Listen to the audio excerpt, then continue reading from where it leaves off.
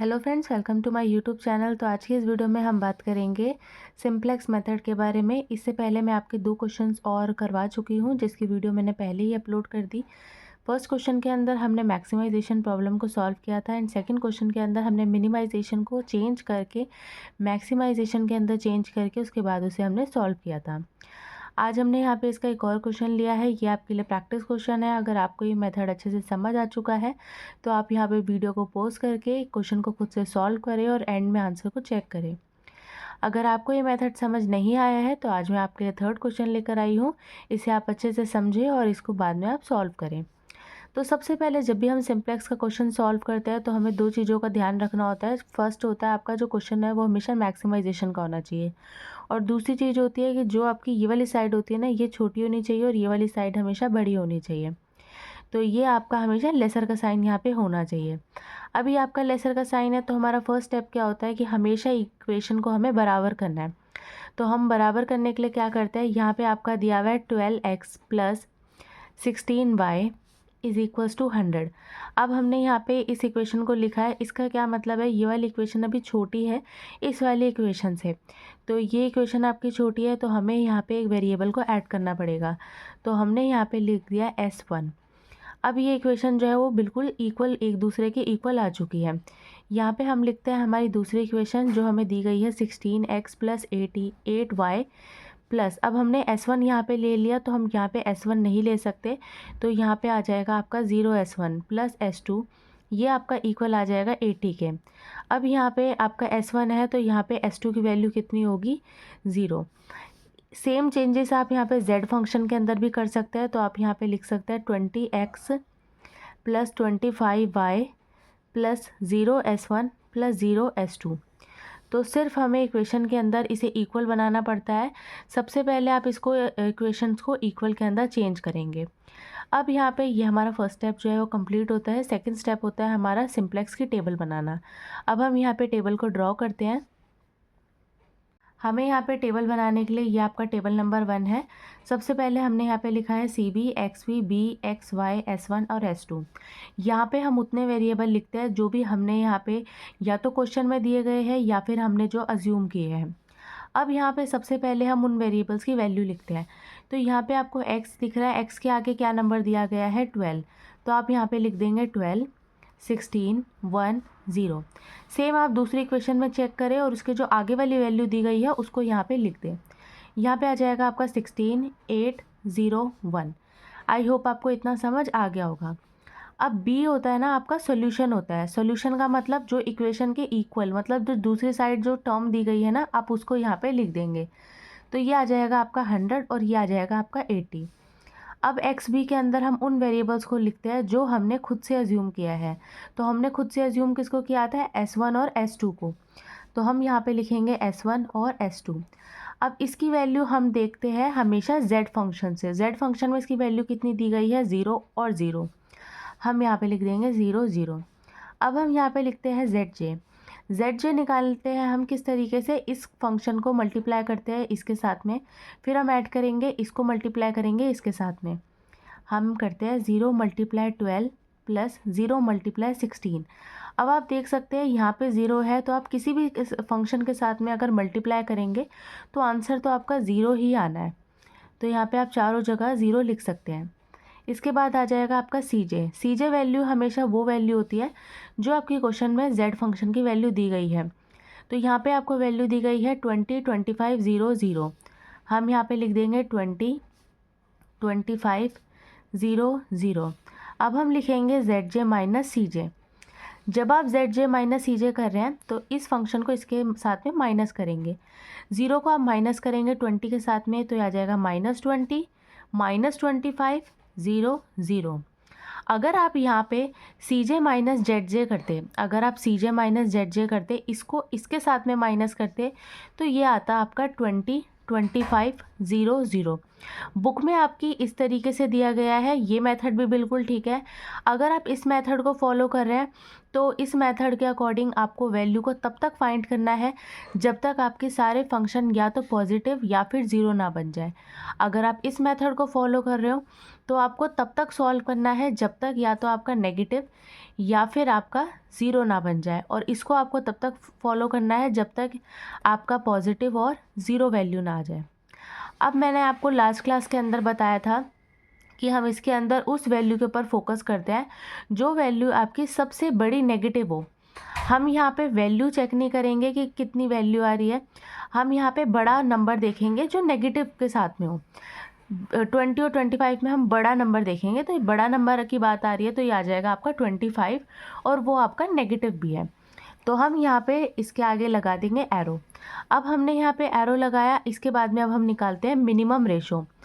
Minimum ratio निकालने का formula होता है, हम यहाँ पे बी को डिवाइड करते हैं उस रो के साथ में जिसके यहाँ पे एरो लगा हुआ है। तो ये एरो यहाँ पे y के साथ में लगा हुआ है, तो हम b को डिवाइड कर देंगे y के साथ में।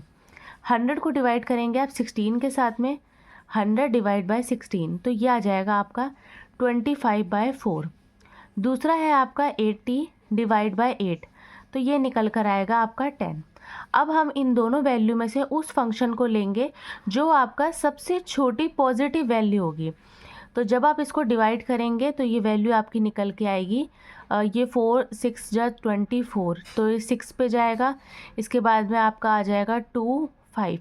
तो इन दोनों वैल्यू के अंदर आपकी छोटी वैल्यू क्या है, 6.25, क्योंकि 6 जो है ये पॉजिटिव नंबर भी है और छोटा नंबर भी है। तो ये रो पे अब हम फोकस करेंगे, इस वाली रो पे हम फोकस करेंगे। और हमने यहाँ पे जो वैल्यू ली थी वो y वाली रो पे हमने फोकस किया था, और इस साइड ये, तो ये जो आपका है 16, इसको आप बोल देंगे की एलिमेंट। तो हमने की एलिमेंट निकाल लिया, की एलिमेंट आपका 16 निकल कर आया है। इसके बाद में अब हम बनाएंगे simplex table number. Table number 2 बनाने के लिए हमें हमेशा टेबल नंबर 1 से हेल्प लेनी पड़ती है। तो जो भी आपका की एलिमेंट होता है ना, की एलिमेंट को हमेशा हमें 1 बनाना पड़ता है। तो यहाँ पे आपको 16 दिया गया है, तो इस पूरे को ही आपको 1 बनाना पड़ेगा। तो यहाँ पे हम क्या करेंगे, 16 को डिवाइड कर देंगे 16 के साथ में, तो ये 1 बन जाएगा। अब यहाँ पे आपका ये जो नंबर है ना, ये इस वाले नंबर को रिप्लेस कर देता है। तो यहाँ पे आप लिख देंगे y।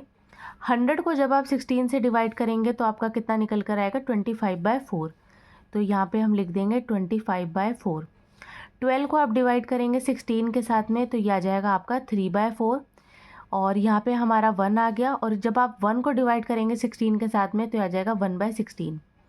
0 को आप किसी के साथ में भी डिवाइड करेंगे तो ये 0 ही रहेगा। y की वैल्यू हम यहाँ पे z फंक्शन में से चेक करेंगे, तो y की वैल्यू आपको 25 दी गई है। अब हम लिखते हैं S2 रो, जिसके अंदर आपको यहाँ पे जो 8 है ना, इसको 0 बनाना पड़ेगा। 8 को आप 0 किस तरीके से बनाएंगे, अगर यहाँ पे आपका पॉजिटिव 8 है, इसको अगर आप माइनस कर देंगे, जो आपका पॉजिटिव 8 है अगर आप इसको नेगेटिव 8 के साथ में माइनस कर देंगे तो ये आपका 0 बन जाएगा। तो ये वाला जो आपका पहले वाला 8 होता है ना, ये आपको ओल्ड टेबल में से देखना पड़ता है, और बाद वाला जो 8 है ये आपको न्यू टेबल में से चेक करना पड़ेगा। तो ये जो आपका 8 है किसके अंदर लाई कर रहा है, ये आपका S2 के अंदर आ रहा है, -8 टाइम्स ऑफ y। अब ये आपकी जो इक्वेशन है ये बन चुकी है। अब आप इसके अंदर वैल्यूज़ को पुट कर सकते हैं और यहाँ पे इसको सॉल्व करें। तो सबसे पहले यहाँ पे आपका दिया गया है 80, इसके बाद में आता है आपका 16, फिर आ जाएगा आपका 8 0 1। अब यहाँ पे हम लिखेंगे माइनस माइनस माइनस माइनस, इसके बाद में आप 8 टाइम्स करेंगे y वाली वैल्यूज़ को। सबसे पहले हम 8 को लिख देते हैं, मल्टीप्लाई का साइन बना देते हैं। अब यहाँ पे आपको y फंक्शन की सबकी वैल्यू लिखनी है, तो ये आपको दी गई है 25/4। इसके बाद में है 3/4, यहाँ पे आपको दिया है 1/16 एंड 0। अब आप इसको इजीली सॉल्व कर सकते हैं, तो ये आपका कैंसिल हो जाएगा 2 पे, और यहाँ पे हो जाएगा 25 × 2 दैट इज़ 50, एंड 80 को जब आप 50 में से माइनस करेंगे तो ये आ जाएगा आपका 30। यहाँ हम लिख देंगे 30। इसके बाद में अब हम दूसरा नंबर सॉल्व करते हैं। ये आपका 4 के टेबल से कट जाएगा 2 पे, और ये आ जाएगा आपका 6। 16 को जब आप 6 में से माइनस करेंगे तो आ जाएगा आपका 10। 8 के साथ में कैंसिल हो जाएगा, ये हो जाएगा हमारा 0। जब आप इसको लिखेंगे तो आ जाएगा -1/2, और यहाँ पे आप जब 0 को मल्टीप्लाई करेंगे तो 0 हो जाएगा और यहाँ पे आपका 1 बच जाएगा। अब इनकी वैल्यू हम यहाँ पे पुट कर देते हैं, तो ये हो जाएगा आपका 10, 0, -1/2 एंड 1। इसकी वैल्यू हम z फंक्शन में से देखेंगे, दैट इज़ 0। अब इसके बाद हम निकालेंगे zj आपका निकलता है इस फंक्शन को इसके साथ में मल्टीप्लाई करके। तो जब आप इसको मल्टीप्लाई करेंगे तो ये फंक्शन आपका निकल कर आएगा और यहाँ पे आप इसकी वैल्यू को पुट करेंगे। 25 मल्टीप्लाई बाय 3/4, तो ये हो जाएगा आपका 75/4। 25 multiply 1 that is 25। 25 divide by 16, तो ये आ जाएगा 25/16 और यहाँ पे हो जाएगा 0। इसके बाद हम निकालेंगे CJ आपका जो है वो ऑब्जेक्टिव फंक्शन में से देखना होता है, तो ये आ जाएगा आपका 20, 25, 0, 0। इन दोनों को आप माइनस कर देंगे तो ये वैल्यू आपकी निकल कर आएगी। जब आप 75/4 को माइनस करेंगे 20 के साथ में, ये आ जाएगा आपका -5/4। यहाँ पे आप माइनस करेंगे तो ये आपका 0 बन जाएगा। जब आप इधर माइनस करेंगे तो ये आ जाएगा आपका 25/16 और यहाँ पे जब आप माइनस करेंगे तो आपका 0 बच जाएगा। अभी भी आप देख सकते हैं यहाँ पे आपका नेगेटिव बन रहा है और हमने अभी अभी ये बात को चेक किया है कि हमें सब वैल्यूज़ को यहाँ पे या तो पॉजिटिव या फिर 0 बनानी है। तो 2 फंक्शन तो 0 बन चुके हैं बट ये वाली अभी भी नेगेटिव आ रही है, तो हमें इसके लिए फिर से एक बार और सिंप्लेक्स टेबल बनाना पड़ेगा। इस बार हम इस रो पे फोकस करेंगे, तो ये आपका x रो है। अब यहाँ पे हमें रो पे फोकस करने के बाद में हमें मिनिमम रेशो निकालनी पड़ती है। मिनिमम रेशो को आपका मैंने फॉर्मूला बताया है, b को डिवाइड करते हैं जिस रो पे हम फोकस कर रहे हैं। तो इसके अब हम यहाँ पे x रो पे फोकस कर रहे हैं। b फंक्शन था आपका 25/4। अब यहाँ पे x के साथ में आपको डिवाइड करना है, तो यहाँ पे हो जाएगा आपका 4/3। सेम यहाँ पे आप 30 के साथ में करेंगे, 30 डिवाइड बाय 10, तो ये हो जाएगा आपका 3 और यहाँ पे आ जाएगा आपका 25/3। अब ये दोनों टर्म आपकी निकल चुकी है। अब इन दोनों में से आपको ये देखना पड़ेगा हमें किसके ऊपर फोकस करना है। तो जब आप इसकी वैल्यू निकालेंगे ये वैल्यू आपकी ज़्यादा आ जाएगी, क्योंकि जब आप इसको डिवाइड करेंगे तो ये आता है आपका 24 टेबल में आता है 3 की, तो हो जाएगा 8 पॉइंट समथिंग आपकी वैल्यू आएगी। आप देख सकते हैं 8 जो है वो आपका बड़ा है और 3 जो है आपका छोटा है। तो इस बार हमें 3 वाली रो पे फोकस करना पड़ेगा। तो ये वैल्यू आपकी बनती है 10। तो हमारी की एलिमेंट क्या निकल कर आता है, 10। की एलिमेंट हमारा 10 निकल कर आया है। अब हम 10 के ऊपर फोकस करेंगे। 10 को अब हम बनाएंगे 1 और यहाँ पे इस वैल्यू को बनाएंगे हम 0। तो अब हमने यहाँ पे वैल्यूज़ को लिख दिया है। सबसे पहले ये वाली जो वैल्यू है हमें उसको 1 बनाना है, तो यहाँ पे आपका y जो है वो एज इट इज़ आ जाएगा। ये वाली जो आपका वेरिएबल है इस वाले वेरिएबल को रिप्लेस कर देगा, तो यहाँ पे आप लिख सकते हैं x। इसके बाद में ये जो आपका y है ये हमने लिख दिया, x हमने लिख दिया। यहाँ पे अब हम सबसे पहले x वाली रो को कंप्लीट करते हैं। यहाँ पे आपका 10 है, पूरी रो को 10 से डिवाइड कर देंगे तब जाके ये आपका 1 बनेगा। 30 को जब आप डिवाइड करेंगे तो ये बन जाएगा आपका 3, 1, 0, -1/20 एंड लास्ट आपका बन जाएगा 1/10। तो आपको ये वाली रो आई होप समझ आ गई होगी। अब हम x के सामने जो वैल्यू थी वो हम यहाँ पे लिख देंगे। वो हमें क्वेश्चन में दी गई थी 20 और यहाँ पे दी गई थी 25, हमने यहाँ पे लिख दिया। अब हम इस वाली वैल्यू को बनाएंगे 0। तो यहाँ पे आपका 3/4 दिया गया है। 3/4 को 3/4 के साथ में माइनस कर देंगे तो आपका 0 बन जाएगा। ये वाला 3/4 जो है आपका किस में दिया गया है, y के साथ में। इसके बाद में आप माइनस कर देंगे 3/4 टाइम्स ऑफ x फंक्शन। यहाँ पे आप y वाले फंक्शन की वैल्यूज़ को लिख देंगे। ये आपको दी गई है 25/4, 3/4, 1, 1/16 और 0।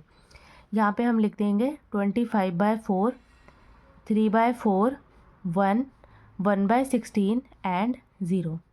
इसके बाद में आप यहाँ पे माइनस का साइन लगा देंगे और 3/4 टाइम्स ऑफ,